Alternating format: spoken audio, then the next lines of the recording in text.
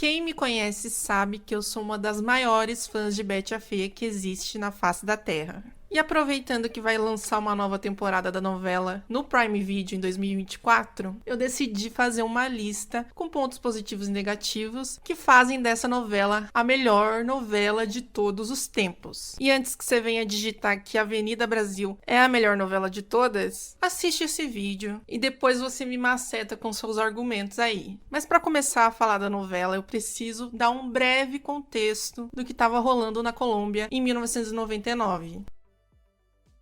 Em 1999, a Colômbia estava sob o governo de Andrés Pastrana e vivia uma crise financeira e social, com o aumento da violência no país e um terremoto que acredito que seja o que mais vitimou pessoas na Colômbia até hoje. A sensação de insegurança do povo colombiano era muito grande. A Colômbia, assim como toda a América Latina, é grande fã de novelas. E a gente sabe que esse entretenimento de massas serve muito para uma fuga da realidade em momentos difíceis. Acontece no Brasil e em vários outros países, e foi o que aconteceu na Colômbia. O Fernando Gaitán já contou em diversas entrevistas que uma das inspirações para ele criar a Betty foi o povo colombiano, principalmente as mulheres. Então ele queria uma protagonista em quem as pessoas pudessem se espelhar e que elas se identificassem com os valores da personagem. E ele fez isso tão bem que a solidez da Betty fez com que a América Latina inteira se apaixonasse por ela.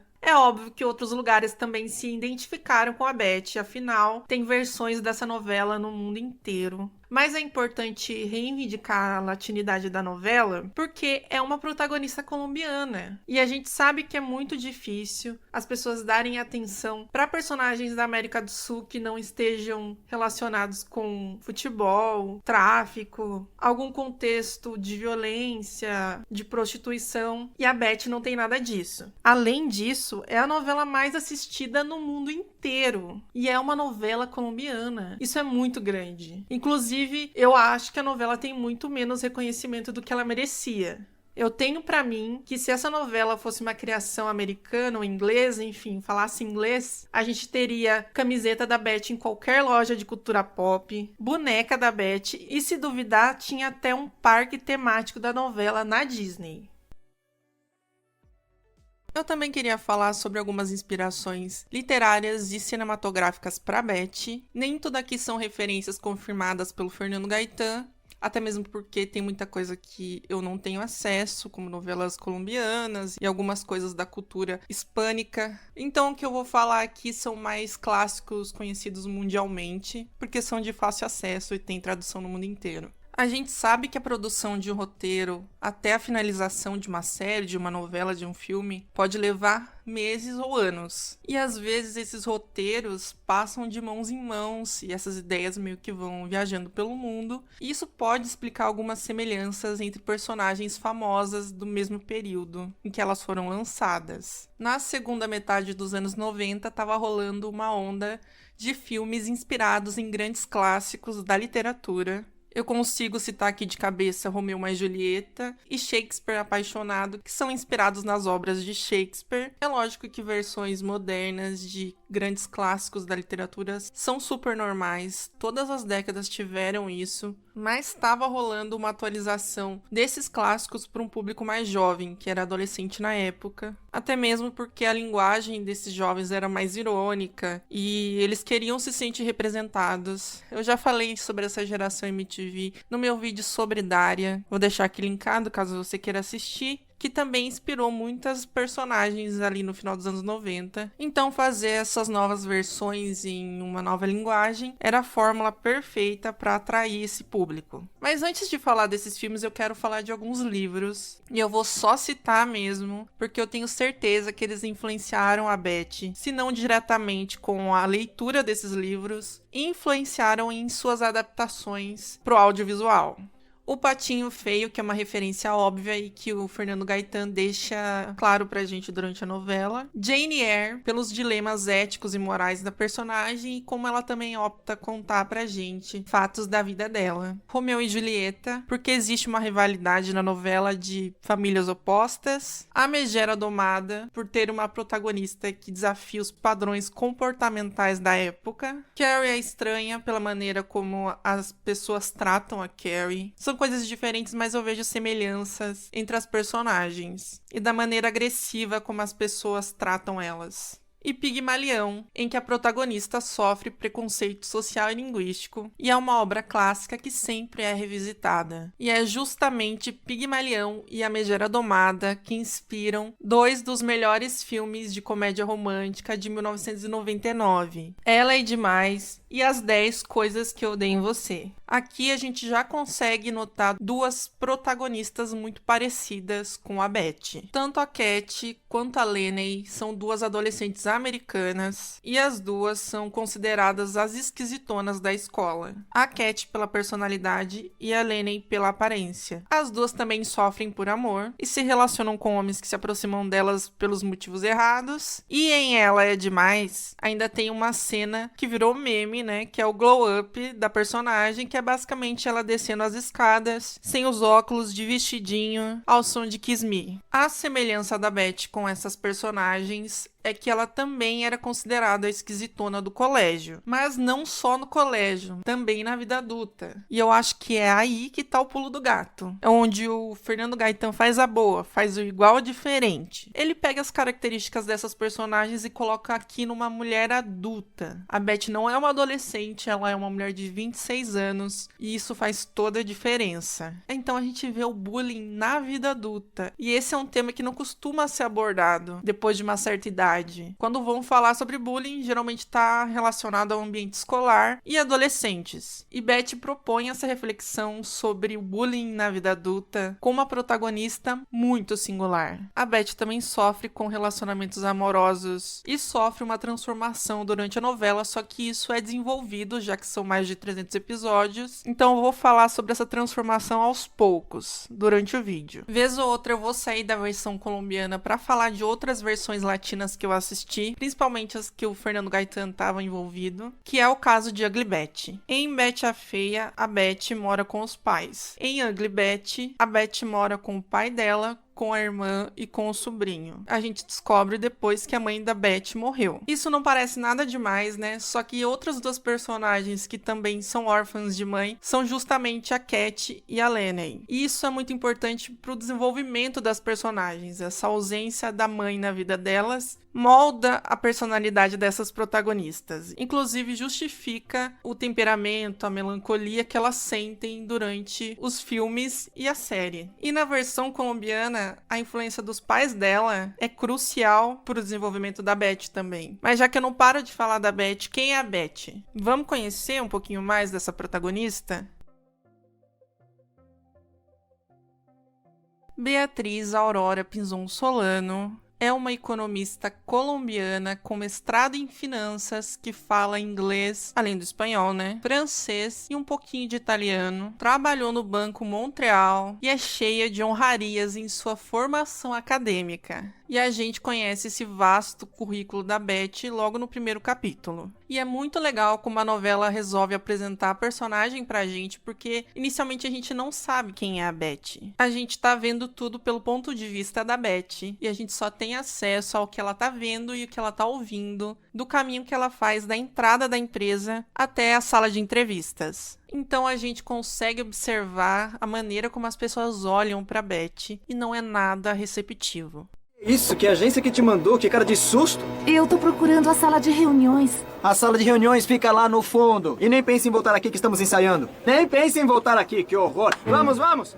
As reações das pessoas olhando pra Beth variam de surpresa a nojo, e tudo isso em um curtíssimo período de tempo. A Beth acabou de chegar na empresa e ela já tem que ouvir uma quantidade absurda de ofensas desnecessárias sobre a aparência dela. E ela nem tá trabalhando lá ainda no momento, ela nem sabe se vai entrar pra empresa. Mas nós, espectadores, já entendemos nesse início que esse vai ser o tom que a Beth vai ser tratada durante a novela inteira. E isso tudo sem a gente nem ter visto a personagem. Isso é muito bom porque a gente se torna os maiores aliados da Beth, sem se importar como é que ela é. E é exatamente no momento da entrevista que a gente conhece a aparência da personagem e entende o porquê que a novela ainda não tinha mostrado o rosto dela pra gente. É porque ela é feia. E aqui a novela já esfrega na nossa cara um fato brutal, que é a Beth contando pra gente que ela não coloca fotos nos currículos dela, porque se ela coloca alguma foto, ela não é nem chamada pra entrevista. Então, pra ela ter pelo menos a possibilidade de concorrer às vagas que ela tá se candidatando, ela não pode mais colocar fotos dela, porque senão ela já é prejulgada pela aparência e ela nem sequer é considerada como uma candidata viável. Sim, essa mulher que é uma profissional excelente, com um currículo invejável, não consegue emprego por causa de preconceito estético. E mais uma vez, ela não vai conseguir esse emprego na Ecomoda por causa da aparência, e ela sabe disso. E é nesse momento também que a gente conhece um pouco mais da personalidade da Beth, que ela é uma pessoa feliz, divertida, amorosa, muito família, e também a gente começa a entender um pouco da autodepreciação da personagem e dessa normalização de como as pessoas tratam ela na novela e como ela aceita, né, a maneira agressiva como ela é tratada. Ela passou a vida inteira sendo tratada dessa forma e sofrendo bullying pela aparência, então pra Beth isso é o normal. É como se ela tivesse culpa do bullying que ela sofre. É como se ela merecesse ser tratada como um lixo, porque ela não atende aos padrões sociais de beleza e feminilidade. É claro que a novela aborda isso num tom cômico, não é drama o tempo todo, até mesmo porque são 300 episódios, e a escolha de colocar um pouco de comédia no meio da história traz um pouco de leveza pra novela, e combina bastante com a Beth também, com a protagonista. Mas em alguns momentos ela atrapalha também, que é o caso da versão mexicana, que tem gente que tem um verdadeiro ranço dessa novela pela maneira caricata que os personagens são tratados nessa versão.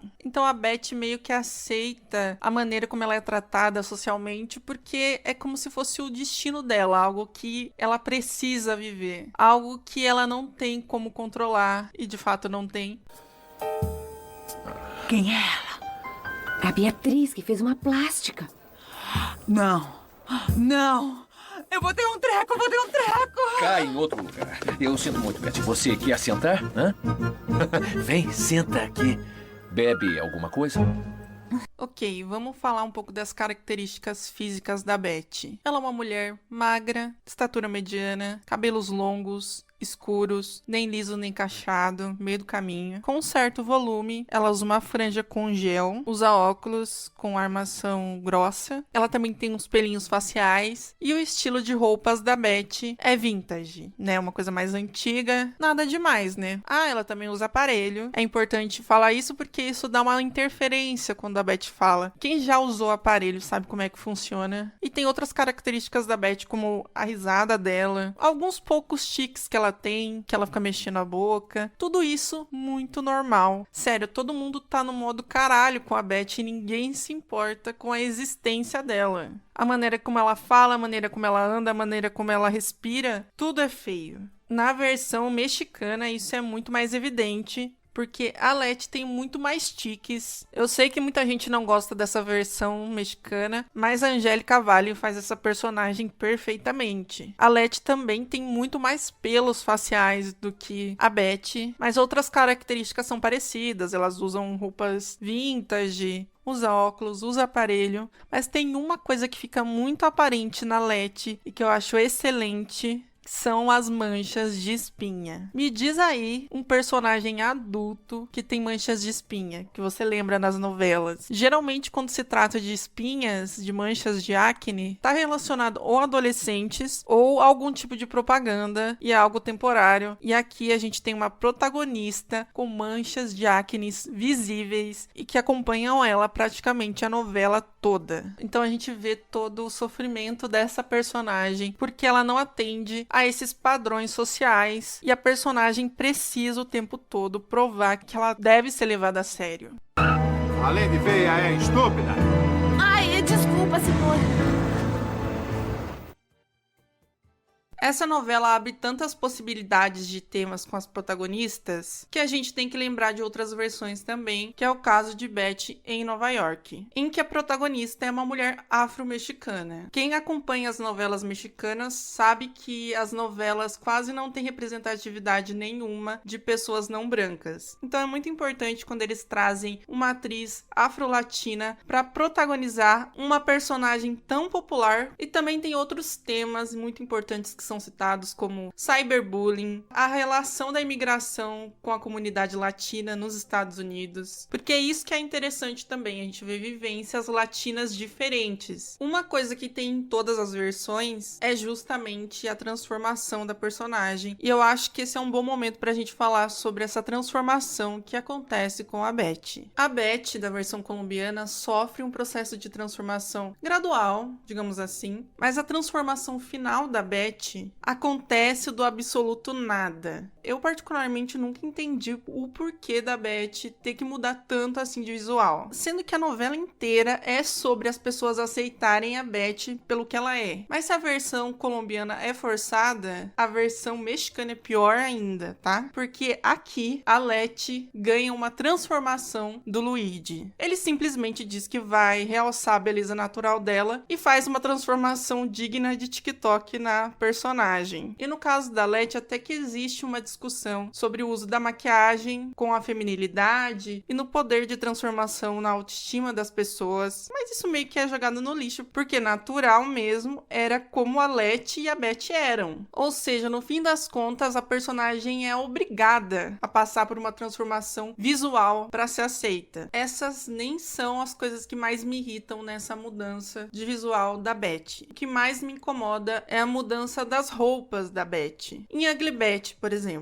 a Betty usa um poncho por opção, ela usa consciente esse poncho. Ela sabe que as pessoas vão olhar torto pro poncho dela, mas ela não tá nem aí. E no momento em que ela decide mudar de visual, ela deixa esse poncho de lado também de maneira consciente. É uma opção da personagem. Na versão colombiana, a Betty simplesmente não tem opção. Lembra que eu falei que a Betty era muito influenciada pelos pais? Se você olhar pra eles e ver como eles se vestem e quem eles são, um casal que veio do interior da Colômbia pra cidade grande, se vestem de uma maneira mais antiga mesmo, com roupas mais fechadas, mais formais, e a Betty se veste exatamente da mesma forma. As estampas, os broches, os coletes, tudo que ela usa são referências da família dela. Quando as pessoas falam que ela se veste de maneira brega e tudo mais, elas simplesmente estão ofendendo as raízes da Betty. Não é levado em consideração as escolhas da Betty nunca. As pessoas acham que sabem mais do que a Betty sobre ela mesma. Querem que a Betty passe por uma transformação sem levar em consideração o que ela pensa. As pessoas agem como se a Betty vivesse fantasiada, sendo que na verdade ela se veste como ela se sente bem. Tanto que tem um momento de transformação da Betty em que ela faz isso sozinha, e aí sim ela vira uma caricatura dela mesma, porque daí ela sai das referências que ela tem pra atender um padrão de beleza, mas não é o caso do jeito que ela se veste normalmente. Isso sem falar que as pessoas acham que são grandes modistas, né? Que todo mundo entende de moda, todo mundo é muito bem vestido naquela empresa e pode dar pitaco no estilo da Betty. Outro ponto que tem que ser dito aqui é que a Betty só sofre essa transformação radical no momento em que ela ascende socialmente, ou seja, quando ela ganha um cargo na empresa. No caso, nesse momento, ela é a presidente da empresa, e para fazer parte daquele meio social, ela precisa ser mais elegante, mais moderna, ou seja, as diferenças da Betty, que sempre a tornaram feia, precisam ficar com a Betty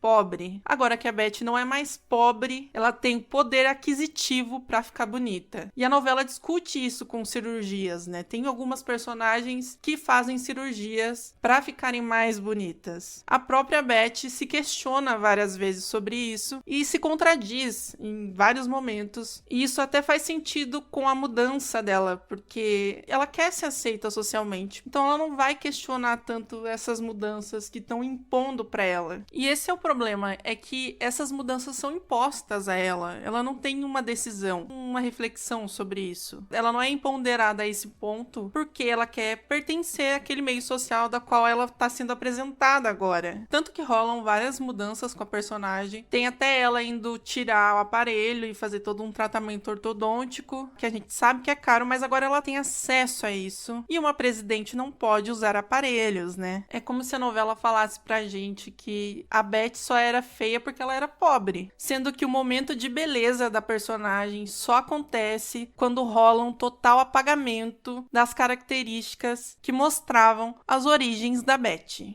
Que não tem mulher feia, e sim mulher sem dinheiro. Eu achei que... Isso seria a última coisa que eu faria, Nicholas. Minha vida emocional e profissional não podem depender de um bisturi. Eu não me renderia à plástica. E se aceitasse isso, amanhã já não dependeria só do bisturi, mas acabaria dependendo de uma conta bancária, depois de um carro, depois de um homem, e então terminaria dependendo de tudo, menos de mim. Tá bom. Jamais seria uma mulher pré-fabricada, mesmo que isso me condene à solidão.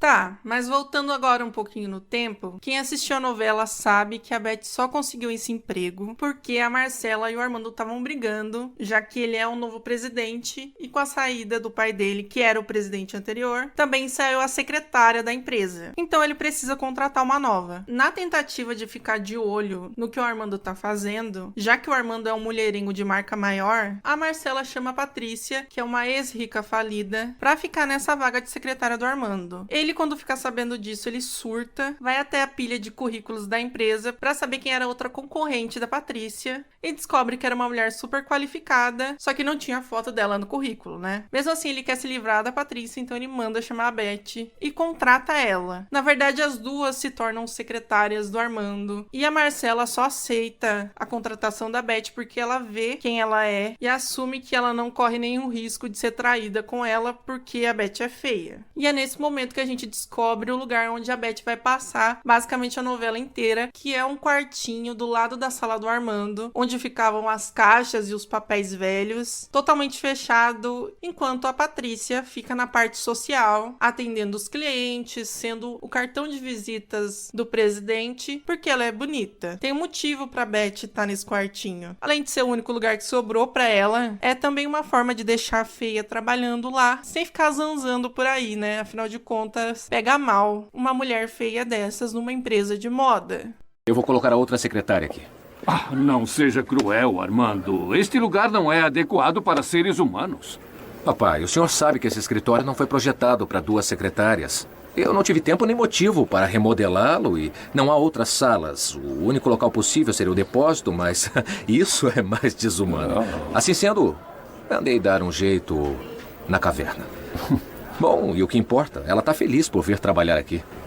Então a ideia é que a Beth fique trabalhando ali sem distrações, e é o que ela faz, porque ela trabalha mais do que todo mundo nessa empresa e passa a maior parte do tempo ali, isolada. Aliás, a Beth geralmente é a primeira a chegar e a última a sair da empresa. Isso quando ela sai da empresa, porque não é raro a Beth passar a noite trabalhando lá e dormir poucas horas até o novo expediente dela. E isso recebendo um salário muito menor do que o da Patrícia e trabalhando o triplo. Basicamente a vida da Beth é pro trabalho. E mesmo quando a Beth muda de cargo, o salário dela permanece o mesmo. E ela só tem um aumento, um ajuste salarial adequado às funções que ela faz, quando ela exige isso. Aliás, todo mundo exerce muito poder em cima da Beth, né? Mesmo ela sendo uma mulher qualificada, não é raro ela ser questionada sobre o trabalho dela. O trabalho na Ecomoda também traz amigas pra Beth, que é o quartel das feias e que são amizades que a Beth valoriza muito. muito. A Aura Maria, por exemplo, é uma mulher muito bonita, totalmente dentro do padrão, mas é mãe solteira. Então a gente vê ela na novela tentando se relacionar com homens, mas quando eles descobrem que ela tem um filho, eles não querem mais nada com ela. Também rolam algumas discussões sobre responsabilidade materna, mas eu acho essa parte meio moralista, porque coloca meio que como se a personagem não pudesse se divertir só porque ela é mãe. Mas não dá pra reclamar não, essa personagem é muito bem desenvolvida. Durante a novela, nem todas as meninas do quartel têm destaque. A Aura Maria é uma das que mais tem destaque. Inclusive tem um caso de assédio com a personagem, e ela sofre assédio de um dos chefes da empresa. Aliás, todos os chefes são assediadores, quando não é sexual, é moral. E todas as meninas do quartel vivem com medo de serem demitidas. E nesse caso de assédio da Aura Maria, quem resolveu isso foram as próprias meninas do quartel, tá? A gente é apresentada a Mariana, que é a esotérica do rolê, a Inesita, secretária do Luigi. Outra personagem que também é desenvolvida é uma mãe divorciada, que é a Sofia, que precisa cuidar dos seus 2 filhos, depois que ela foi abandonada pelo marido por uma jovem modelo que vai trabalhar na Ecomoda, então tem vários arranca-rabos lá.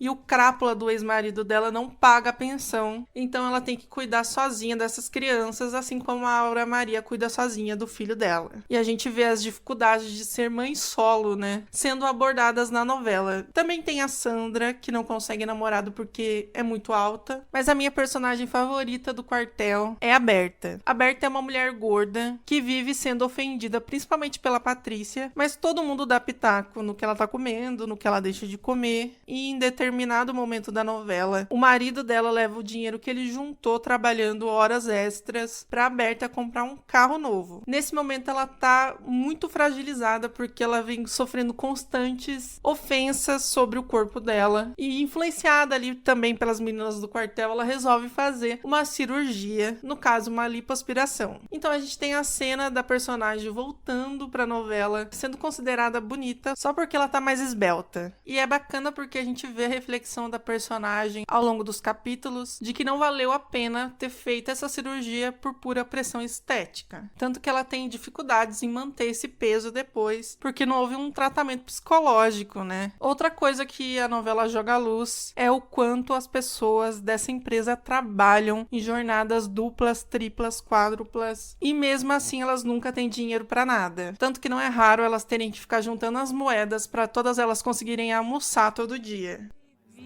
Ah, claro que tem uma Miss que tem mais títulos que você, não? Miss Mocoronga, Miss Tonta, Miss Desgraça, Miss Acidente. Meu nome é Betty e eu venho do inferno! Ai, que malvado. Oi, Beth, como vai?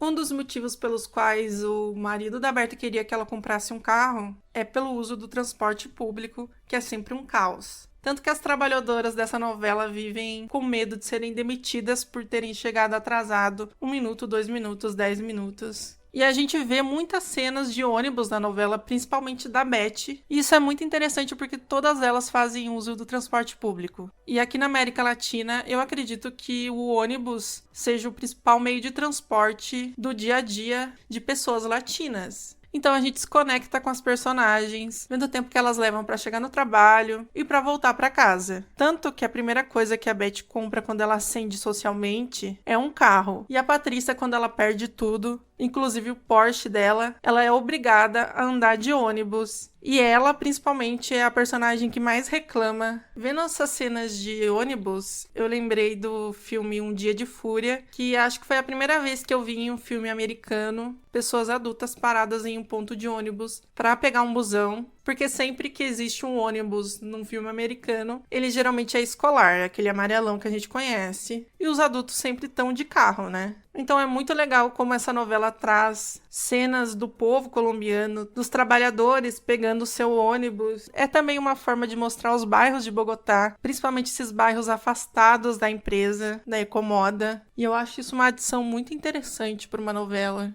Mas tem uma outra coisa interessante nessa novela que eu percebi que se repete na versão mexicana, acho que até se intensifica um pouco, que são as bebidas. Os personagens masculinos, principalmente, vivem bebendo. As meninas também bebem, tá? Mas é muito menos. Geralmente são os homens que estão com um copo de uísque na mão ou falando sobre beber o tempo todo. E eu não sei você, mas a cultura da cachaça, de beber um rabo de galo às 10 horas da manhã aqui no Brasil é bem comum. Principalmente principalmente entre os homens, geralmente mais velhos, né? Mas assim, honestamente, eu não conheço nenhum homem da minha família que não beba ou que não tope beber a qualquer hora do dia.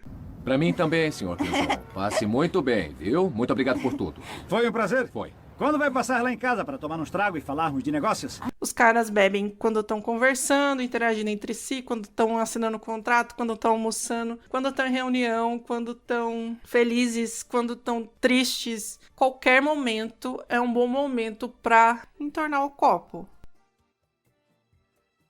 Na novela, a gente ouve os pensamentos da Betty e também vê os momentos que ela fala com ela mesma sobre os dilemas morais que ela tá passando, tanto com o embargo da Ecomoda, quanto com o relacionamento com o Armando. Porque a Betty sabe que ela trabalha na mesma empresa que a noiva do Armando. Isso sem falar de todas as mentiras que ela precisa contar sobre a situação financeira da empresa. A Betty tem noção que tudo isso pode acabar com a carreira dela, que mal começou, mas ainda assim ela tá lá no meio dessa situação toda. Eu acho que esse é um dos maiores acertos da novela, mostrar uma Betty falha. A Betty não é santa também, ela sabe que ela tá envolvida em vários esquemas, em coisas erradas, e a gente vai conhecendo todas essas dúvidas da Betty junto com ela. Tipo, por que a Betty aceitou o embargo da empresa? Ela não tinha obrigação nenhuma. Por que é que ela tá num relacionamento com uma pessoa comprometida, sendo que isso faz ela sofrer? E muitas vezes a gente julga a personagem pensando que ela podia só dar as costas pra Ecomoda, que os problemas dela estariam resolvidos.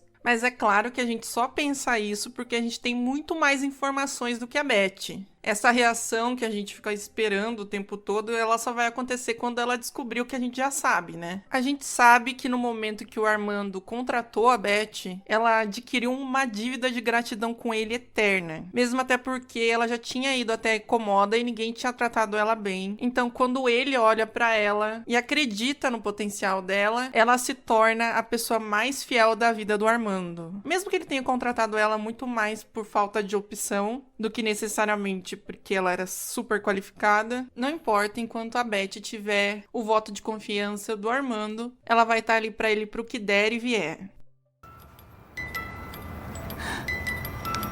De novo, a vida me disse que o amor não é pra mim. Que é um sentimento que eu preciso enterrar. Ninguém vai me dar a oportunidade de mostrar o quanto eu posso amar.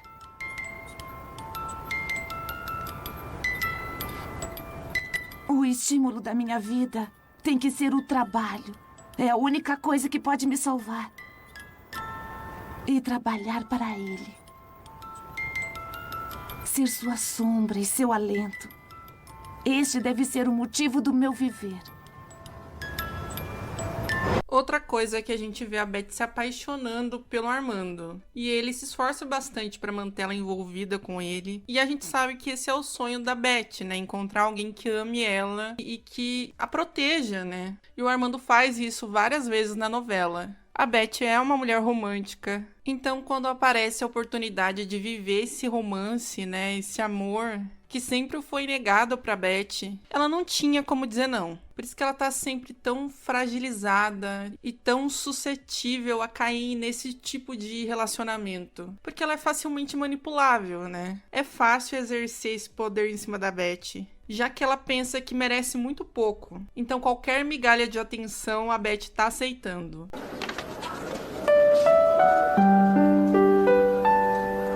Quando o coração escolhe uma mulher para amar, ele não é só guiado pelo perfume dela, pela sua pele, nem pelas sensações que transmite esse outro coração palpitante. O coração sabe escolher a companheira e a amiga que estão todas reunidas na mulher que ama. Contar com a sua solidariedade, com a sua compreensão, contar com a sua mão sempre aberta, me faz o homem mais seguro e feliz que existe sobre a terra. Armando.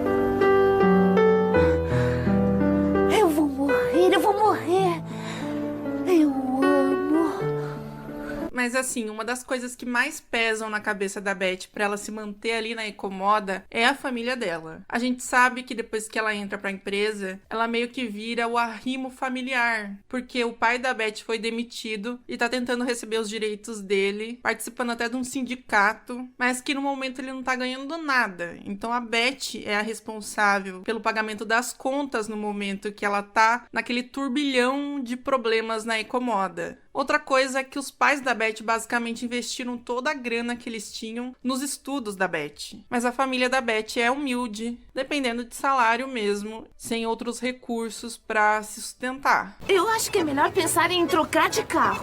E com que dinheiro vou trocar de carro, filha? No momento não podemos contrair nenhuma despesa. Ainda estou pagando o financiamento da sua pós-graduação. Então todas as decisões da Beth a partir de agora afetam a família dela também. E vamos combinar, não tá pipocando emprego pra Beth em qualquer lugar, né? Ela demorou muito tempo pra conseguir uma oportunidade que veio pelo acaso, então ela não sabe quando ela vai ter uma outra oportunidade de novo. Isso sem falar nas amigas da Beth, que também dependem de seus empregos. E como eu disse, a Beth valoriza muito, muito as pessoas que se importam com ela. E pela primeira vez a Beth tem um grupo de amigas que incluem ela nas conversas. Então a Ecomoda é um lugar que deu muita coisa pra Beth também. Mas basicamente são as pessoas que fazem a Beth continuar ali na empresa, porque ela sabe que ela é a única pessoa qualificada para tentar contornar toda a bagunça que o Mário e o Armando fizeram. Frustração foi a de Rosa de Luxemburgo quando, depois de lutar para instaurar o socialismo na Alemanha, acabou sendo instaurado o fascismo. Mas isso é frustração! E você vem me dizer que depois de conhecer grandes frustrações, eu vou ficar traumatizada porque não foram me buscar em casa? Sabe o que teria sido frustrante? Ter saído com 2 homens que nem sequer sabem o que é frustração. E isso de dizer homens já é um exagero. Nem sequer se saem bem de uma briga. Olha só a cara de vocês. Que frustração. Escuta aí, meu irmão, eu queria saber do que... Então a Beth não tá mais sozinha agora, e ela não quer voltar a ficar sozinha de novo. A Beth conta pra gente sobre o bullying que ela sofre desde a infância e o quanto ela ficou sozinha o tempo todo. A Beth passou a maior parte do tempo da vida dela estudando, porque ela não conseguia socializar, já que ninguém convidava ela pra nada, e o contato máximo que ela tinha era com os pais e com o Nicolas Moura. Então agora que ela tinha um grupo de amigas que realmente se importavam com ela, ela vai fazer tudo que tiver ao alcance dela pra ajudar essas pessoas também. Aliás, a gente nota que a Beth pensa muito mais nas pessoas do que nela mesma. Mesmo isso não sendo recíproco, né? Ela sempre doa muito mais do que ela recebe. O meu nome é Beatriz Pinzon Solano. Eu tenho 18 anos. Eu venho do Colégio Divino Coração e eu gosto de economia porque considero que a economia é fundamental para o desenvolvimento e o entendimento entre os países. E eu estou muito contente de estar aqui e espero que sejamos todos amigos. As coisas nunca mudaram, nem na universidade, nem no trabalho, e menos na vida afetiva. Lembra que eu falei do livro Pigmalião de Bernard Shaw? Então, eu vou usar ele aqui para falar sobre o final de Betty a Feia, mas antes eu preciso falar sobre do que se trata o livro. A Elisa é uma florista que sofre preconceito linguístico pelo professor Higgins, que é um professor de fonética, e ele faz uma aposta com o coronel de que ele consegue transformar a Elisa em uma dama da sociedade em apenas 3 meses. A Elisa sabe dessa aposta, e ela aceita porque ela acredita que precisa ter bons modos, porque todo mundo fica falando que ela fala errado e que ela precisa falar direito para ter sucesso. E a gente vê no final a Elisa percebendo que tudo aquilo que ela havia passado era puro preconceito. E a linguagem que o Bernard Shaw usa para mostrar pra gente como o Higgins está tratando a Elisa é muito direta, porque é super agressiva. Ele ofende a Elisa de todas as formas. Ele trata a Elisa como se ela fosse um nada, como se ela não tivesse bagagem nenhuma, como se ela fosse um erro do qual só ele tem o poder de consertar. Conforme a personagem vai vivendo com ele, ela percebe isso e ela vai se empoderando Armando, pra no final se libertar daquelas mentiras que ele fica contando pra ela, e nas quais ele acredita, tá? Mas o importante é que a Elisa reconhece o valor dela, das origens dela, da maneira como ela fala,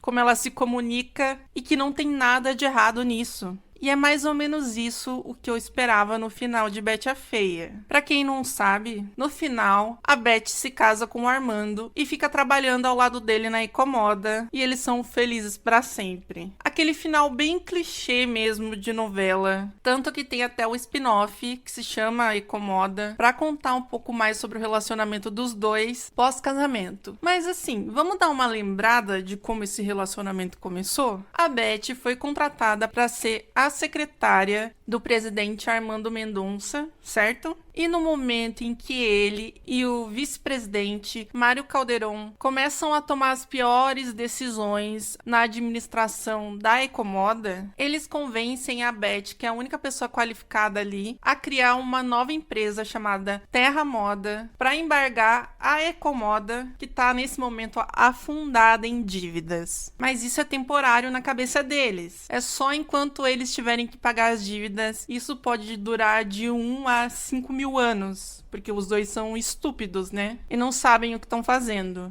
Como a gente já sabe, a Betty é muito grata e dedicada ao Armando. Então ela aceita e chama o Nicolas para ajudar ela com a criação dessa empresa, porque ela já não tem tempo nem para cuidar da Ecomoda, imagina de uma outra empresa sozinha. As meninas do quartel ouvem a Betty falar sobre o Nicolas e presumem que ele é namorado dela. A Betty não confirma nem fala nada sobre isso, mas o Armando e o Mário ficam sabendo desse boato e começam a desconfiar da relação dos dois. Principalmente do Nicolas, mas da Betty por tabela também. Sim, as duas pessoas que salvaram a empresa deles e falsificam relatórios para ajudar os dois patetas agora são alvo de desconfiança. Como se essa ideia toda inicial não tivesse sido do próprio Armando e do Mário. E é nessa hora que o Mário tem uma ideia perversa. O Armando precisava seduzir a Betty para garantir que eles não roubariam a empresa. Os dois sabiam que a Betty era apaixonada pelo Armando, o que é uma meia verdade, porque a Betty conta pra gente depois que aquilo ali era um amor platônico e que aquilo ali só servia como um combustível pros sonhos românticos da Betty, e que tava tudo bem pra ela. Mas eles aproveitaram dessa fagulha de sentimento pra manipular a Betty. Senhor, me desculpe, o senhor não viu uma mulher mais ou menos desta altura, com franja, óculos, bigode, aparelho nos dentes? Ui, senhor, graças a Deus que não a vi. Depois que essa sedução toda começa, a Betty acaba confirmando pro quartel que o Nicolas é o namorado dela. E ela só inventa essa mentira pra meio que disfarçar qualquer vestígio de relacionamento com o Armando. E o Armando sabe disso, tá? Ela conta pra ele. Mas mesmo assim, ele continua desconfiando do Nicolas. Mas isso faz com que ele seduza a Betty cada vez mais pra se certificar de que ela seria fiel a ele. A gente assistiu, né? Os primeiros beijos eram forçados, cheio de nojo. O Armando precisava se embebedar em todo encontro com a Betty e levar uma foto de uma supermodelo no bolso pra tentar fingir que ele estava beijando ela e não a Betty. Aqui está. Tenho que beijar Adriana Arboleda. Tenho que beijar... Ah, meu Deus do céu, mas como ela é linda. Eu tenho que beijar.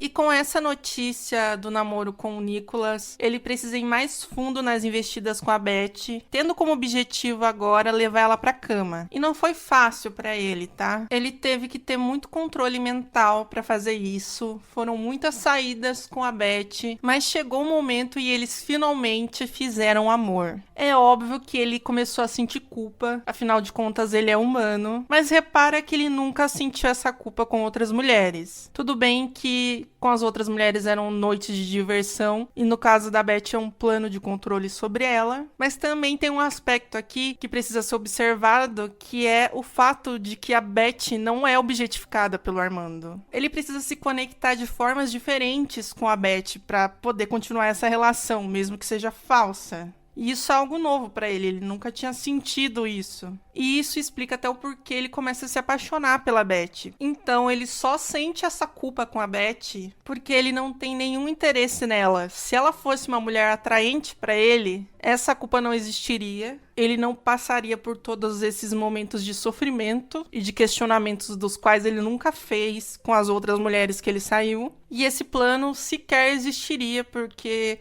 esse relacionamento aconteceria naturalmente, como foi com todas as outras mulheres bonitas com quem ele ficou. Mário, por favor, não faz isso comigo. Não faz assim comigo, eu não mereço. Eu realmente não consigo fazer nada com ela.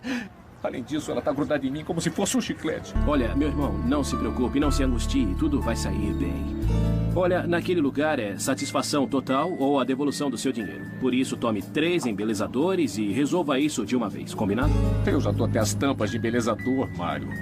Bom, depois nos falamos. Tchau.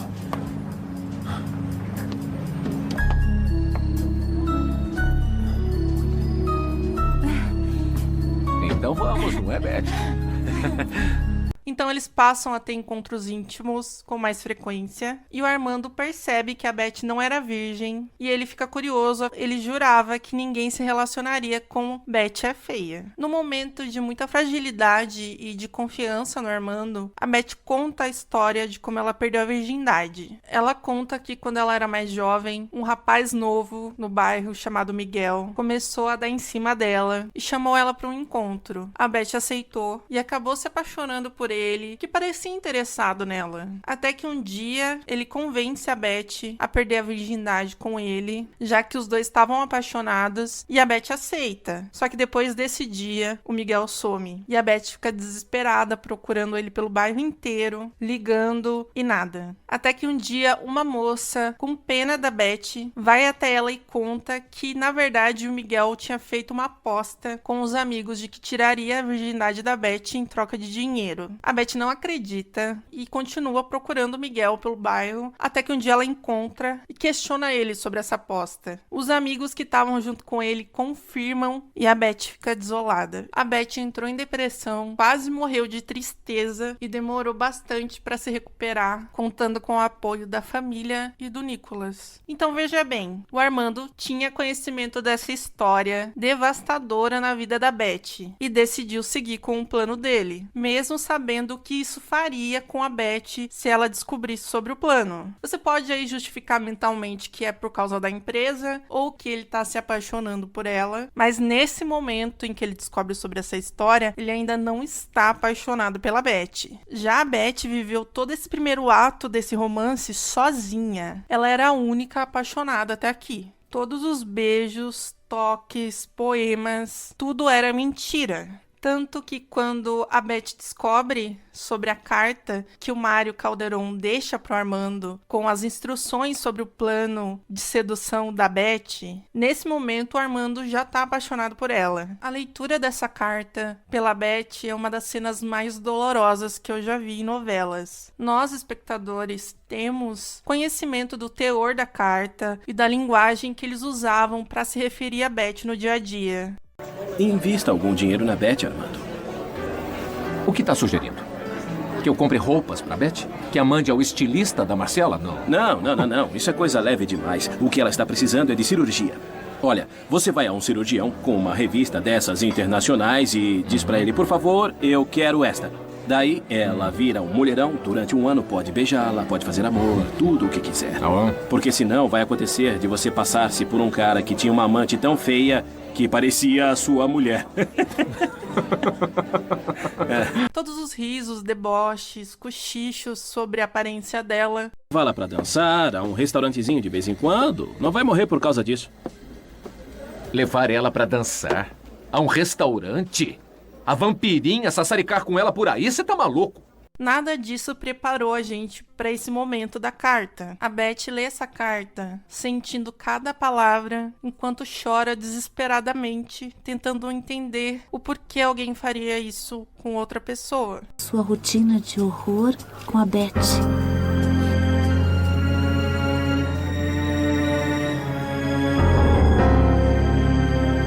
Em primeiro lugar, vai encontrar os cartões que deverá continuar colocando a cada manhã na mesa do teu monstrinho, com a respectiva lembrança. Não se esqueça que eu não estarei aqui para fazer isso.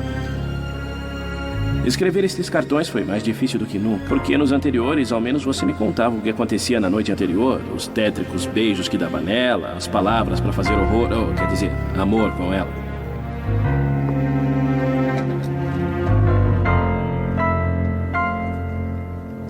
Cada detalhe do teu itinerário de espanto, pelo menos, me servia para escrever alguma coisa. Sendo assim, estes cartões contêm sentimentos neutros.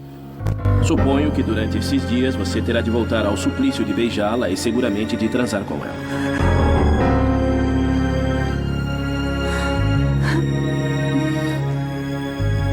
De qualquer forma, aqui vai uma poesia barata que a fascina. Poesia para feias apaixonadas.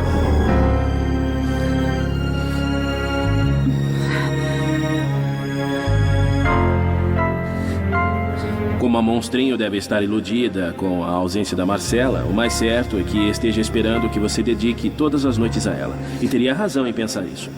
Mas você deve ter cuidado. A Marcela não vai se descuidar. Seguramente a Patrícia vai seguir os seus passos. E se você der motivos, a Marcela vai cancelar o casamento. Ela tem vontade de fazer isso. E você sabe melhor que ninguém que essa é a última coisa que você deve admitir. Esse casamento deve se realizar mesmo com ventos e tempestades.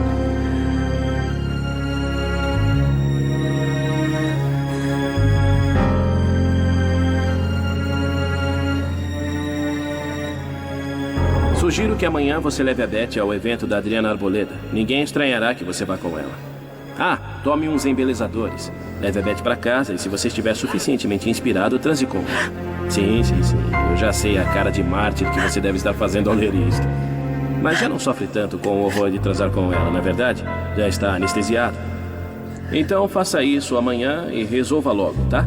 Ela ficará contente e você a tira do seu pé por uns dias.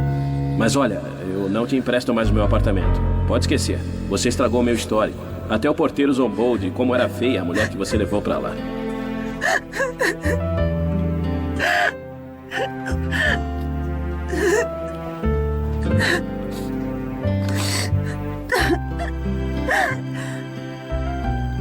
Por outro lado, meu estimado doutor, o fato de que amanhã fique livre dela por uns dias não significa que deva se descuidar. Mantenha a rotina dos cartões e das lembrancinhas que estão aqui, porque o Nicholas Mora continua atrás da Beth e atrás da Ecomoda. Eu não quero, quando voltar, ter a notícia de que você se descuidou dela e a deixou nas mãos daquele sujeito, porque isso seria o mesmo que ter entregue a empresa para ele.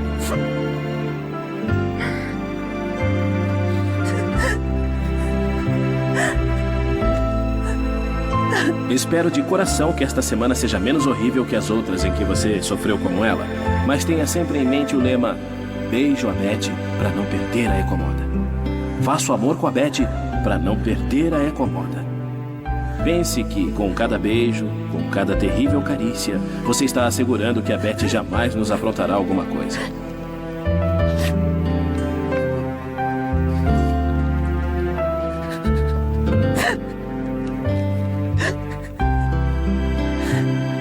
E por último, te lembro que durante estes dias você tem que ser muito intenso. Não somente para manter a Ecomoda a salvo, mas porque tem que forçá-la a nos maquiar o relatório para a próxima reunião. Meu irmão, ela nos tem nas mãos. E se ela estiver hesitante em colaborar conosco, feche os olhos, tome outro embelezador, apronte frases sensíveis e leve ela para a cama mais próxima. Porque eu te digo, não há ninguém mais feliz que uma feia depois de fazer amor. Bem, meu estimado presidente, sei que terminará de ler estas instruções completamente enojado, mas pense numa coisa. Este inferno não vai ser para a vida toda. Você voltará a ser um homem feliz, rodeado de mulheres bonitas, quando ela nos devolver a empresa. Ânimo, presidente.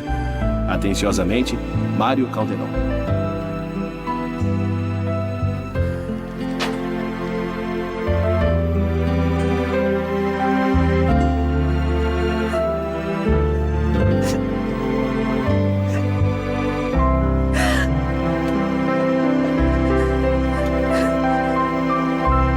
Beth desaba, mas ela não consegue acreditar que aquilo seja verdade. Então ela devolve essa carta pra mesa, esperando que aquilo ali seja um engano. Mas quando o Armando chega, ele recebe uma ligação do Mário falando sobre a carta e ele lê e depois rasga essa carta pra não ter provas de que ela existiu. a Beth começa a passar mal, entra em estado de choque e por acaso a Catalina tá trabalhando na empresa naquele dia e ela percebe que tem alguma coisa errada com a Beth. Ela não sabe o que é, mas ela fica de olho. A Beth começa a surtar e ela quer ir embora dali, ela quer sair daquela empresa, ela não quer voltar ali nunca mais, mas ela sabe que ela não pode fazer isso, que ela precisa deixar tudo organizado para poder se ausentar e pelos próximos dias a Beth precisa fingir que ela não sabe de nada e no fundo ela tem esperança que nesses dias o próprio Armando vai contar para ela sobre esse plano e vai acabar com esse sofrimento, mas é claro que isso não acontece. Aliás, o Armando só assume todos os erros dele e esse amor pela Beth quando ele não tem mais nada. Quem expõe todo esse plano e todos os problemas da empresa é a própria Beth. E se dependesse dele, esse plano se arrastaria até quando desse. E como a Beth não sabia, na cabeça dele, isso não poderia machucar ela. Contanto que aquilo ali fosse muito bem escondido, não importa que aquilo começou como um plano. Agora que ele se apaixonou, todo esse passado tenebroso, toda essa maneira horrorosa como esse relacionamento começou, é só um detalhe. Imagina que essa mulher ontem à noite insistiu em que eu não podia estar louco por ela, que não podia estar obcecado por ela, que ela não tinha as qualidades suficientes para que eu me apaixonasse por ela. Bom, pelo menos ela tem bom senso. Ela tem espelho em casa, não é verdade? É, claro, eu sei disso, mas eu tive que inventar um pouco de qualidades para convencê-la. Qualidades? É. Depois que a Beth fala sobre o embargo na reunião, ela vai embora, junto com a Catalina, e o Armando sofre muito. Como eu disse, agora que ele não tem mais nada, ele se agarra ao sentimento que ele tem pela Beth. Ele começa a frequentar bares pra se embebedar e pra brigar como forma de punição pelo que ele fez com a Beth. Já a Beth, quando vai embora, tem o seu melhor momento na novela inteira. Agora ela finalmente tá no emprego onde ela não é cobrada pela aparência, onde ela é bem-vinda e até sobra um tempo para ela aproveitar o mar. E é nesse momento em que a Beth passa por um processo de cura. E eu reclamei, da transformação final da Beth, mas aqui ela também muda de visual. Mas é diferente porque a Beth ela tá em um outro lugar, tendo novas referências, coisa que não acontecia quando ela tava na Ecomoda, com pessoas novas, em um clima novo. Então, algumas mudanças na aparência dela seriam naturais e não é nada super forçado, sabe? Tem até uma cena da Beth se olhando no espelho e se achando bonita, algo que ela nunca fez durante a novela inteira. E isso tem muito a ver com essa mudança de lugar. A Beth se sente muito mais leve agora que ela só precisa pensar nela mesma. E é nesse momento que a gente conhece o Michel, que é um homem que ela conhece na praia e que se interessa por ela. Mas na versão colombiana, ele não é muito desenvolvido, então eu vou usar a versão mexicana aqui, que é o Aldo do Mensaim, que salva a Leti de se afogar no mar. E a partir daí eles começam a se ver com frequência e o Aldo se apaixona pela Leti. A Leti tá muito machucada ainda, então é difícil para ela corresponder qualquer tipo de afeto, mas o Aldo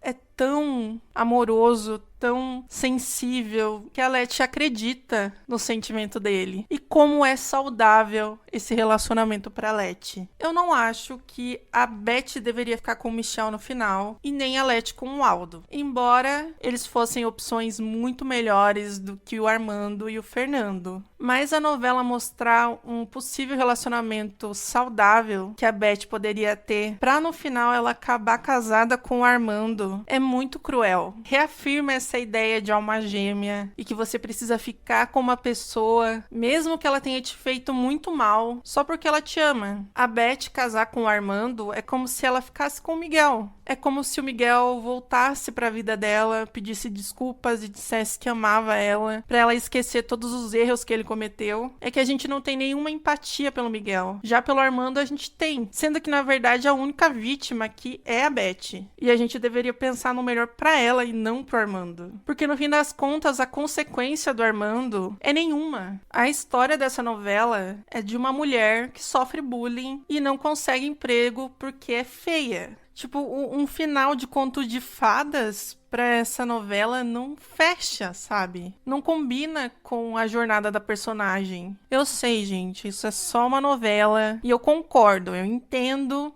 até mesmo porque tem um final feliz, mas esse é um erro que se repete, sabe? A versão mexicana, que é a mais próxima da versão colombiana, das versões que eu conheço, tá? Também dá voltas e voltas pra jogar a Leti nos braços do Fernando. A Beth não devia ter voltado pra Ecomoda. Era só pra ela ter ido lá resolver os problemas relacionados ao embargo, devolver a empresa e voltado pra praia. Quando ela volta pra Bogotá, tem muita torcida pelo Armando, porque as pessoas viram como ele ficou e que ele realmente amava ela. Mas aí que tá o problema. Mais uma vez, tudo no tempo do Dr. Armando. Pela primeira vez, ele tá com o coração partido. Lembrando que a culpa é toda dele, tá? E ele não consegue lidar com essa dor. Coitadinho. Agora pensa. Se você defende que ele sofreu o suficiente pela Beth, pensa na Marcela. A Marcela amava ele mais do que tudo. Sendo capaz de ter aceitado todas as amantes que ele teve, todas as traições, porque ela realmente amava ele. E adivinha só, ele nunca ligou. O amor da Marcela em nada pra ele é a mesma coisa. Já o amor dele pela Beth, nossa, é intenso, honesto, é puro. E ele precisa viver esse amor. Ele não é capaz de enxergar que a Beth seria feliz sem ele. Porque ninguém no mundo vai amar ela tanto quanto ele ama. Quando o Armando começa a se apaixonar pela Beth, ele passa por um período de negação. Ele começa a se sentir estranho, inadequado. É como se ele também fosse feio agora. E quando ele começa a aceitar esse amor, né? Que ele realmente tá apaixonado pela Beth, ele começa a perceber as coisas que ele vai perder pelo caminho. Como o prestígio social. Porque antes ele era o galanzão, agora ele é perdidamente apaixonado pela Beth, a feia. E eu gosto desse subtexto da novela, porque isso não são coisas ditas necessariamente, mas você consegue pescar isso no personagem, nas dúvidas que vão surgindo na cabeça dele. Mas o Armando tá ali também vivendo esse relacionamento e a gente vê as mudanças no personagem. Só que, sinceramente, isso pouco importa, porque nem com todo arrependimento do mundo o Armando merecia ficar com a Beth. Aliás, a Beth, ela percebendo esse amor do Armando, o que ela precisa fazer? Ela precisa esquecer todos os beijos com nojo, porque não é como se ela não percebesse. Ela percebia. As primeiras vezes que eles saíram, ela percebia que ele não queria beijar ela, mas ele insistia, porque ele tinha um plano.